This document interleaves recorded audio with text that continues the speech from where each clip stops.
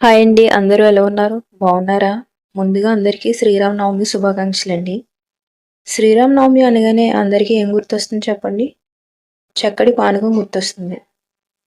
మరి ఇప్పుడు ఈ పానకం నేను తయారు చేసి మీ అందరికీ చూపిస్తాను. ముందుగా దీనిలోకి 2 గ్లాసులు వాటర్ వేసుకోండి. చిల్లుడు వాటర్ వేసుకుంటే చల్లగా ఉండి ఇంకా బాగుంటుంది. నేనైతే ఇక్కడ చిల్లుడు వాటర్ తీసుకుంటున్నాను. నెక్స్ట్ దీనిలో 1/2 కప్ వరకు తురుముకున్న బెల్లం వేసుకుని ఈ వాటర్లో బెల్లం అంతా కరిగే వరకు మిక్స్ చేయండి. నెక్స్ట్ 1 టేబుల్ స్పూన్ ఇలాచీ పౌడర్ వేసి కలపండి. తర్వాత 1 టేబుల్ స్పూన్ మిరియాల పౌడర్ వేసి మిక్స్ చేయండి.